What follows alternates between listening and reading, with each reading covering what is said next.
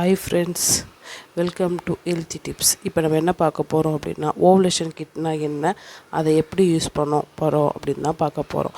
நிறைய பேருக்கு ஓவலேஷன் கிட்டு அப்படின்னா என்னன்னே தெரியாது.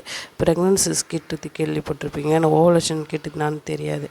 இப்போ இர்ரெகுலர் பீரியட்ஸ் இருக்கிறவங்களுக்கு அவங்க ஓவலேஷன் எப்போ நடக்குது, எப்போ ஹஸ்பண்ட் கூட சேர்ந்து இருக்கணும்னு விஷயம் அவங்களுக்கு தெரியாது.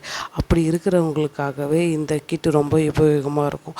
இந்த கிட் எதை மீன் பண்ணுறதுன்னு பார்த்தீங்கன்னா, நம்ம உடம்புல சுரக்கிற LH ஹார்மோனை பற்றி தான் இந்த கிட்டு காட்டும். இப்போ நம்ம உடம்புல LH ஹார்மோன் அதிகமாக சுரக்குது அப்படின்னா நம்மளுக்கு அன்றைக்கி ஓவலேஷன் ஆக போகுது அப்படின்னு அர்த்தம். அது நிறைய பேர் தெரியாததுனால இந்த கிட் யூஸ் பண்ணி நம்ம தெரிஞ்சுக்கலாம். இப்போ இர்ரெகுலர் பீரியட்ஸ் இருக்கிறவங்களுக்கு ஒரு 35 நாள் 40 நாள் பீரியட்ஸ் ஆகுறவங்களுக்கு எப்போது ஓவலேஷன் அப்படின்னு நடக்கும்னு பார்த்தீங்கன்னா, இப்போ 14வது நாள் இல்லை 16 18 அந்த நாட்களில் அவங்களுக்கு ஓவலேஷன் ஆகும். அக்யூரேட்டாக எப்போ ஆகும்னு அவங்களுக்கு தெரியாது.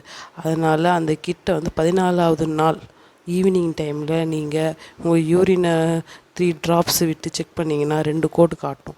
அப்படி காட்டுச்சுன்னா அன்றைக்கி உங்களுக்கு ஓவலேஷன் ஆக போல் LH ஹார்மோன் ரொம்ப ஹையாக இருக்குதுன்னு அர்த்தம். நீங்கள் அடுத்த ஒரு 2 அல்லது ஒரு 3 நாட்கள் உங்கள் ஹஸ்பண்டோடு நீங்கள் சேர்ந்து இருக்கும்போது கண்டிப்பாக உங்களால் கன்சீவ் ஆகிறதுக்காக நிறைய வாய்ப்புகள் இருக்குது.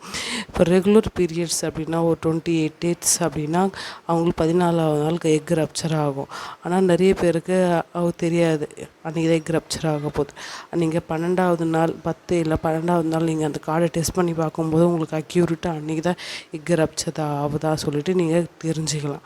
அதனால் LH ஹார்மோன் என்றைக்கு ஹை லெவலில் இருக்கோ அன்றைக்கி நீங்கள் இந்த கார்டு யூஸ் பண்ணி நீங்கள் தெரிஞ்சுக்க முடியும். நீங்கள் ஹஸ்பண்ட் கூட சேர்ந்தீங்கன்னா கண்டிப்பாக உங்களால் கன்சீவ் ஆக முடியும். இது மேற்கொண்டு உங்களுக்கு இதில் என்ன சந்தேகங்கள் இருந்தால் நீங்கள் கமெண்ட் பாக்ஸில் பின் பண்ணுங்கள். Okay, thank you.